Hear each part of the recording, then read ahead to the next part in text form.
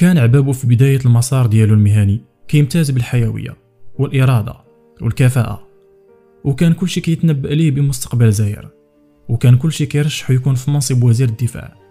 لكن مع مرور الأيام بدات السمعة ديال عبابو كتوسخ بسبب الخروقات والفساد والتبذير والتزوير الإداري والغش،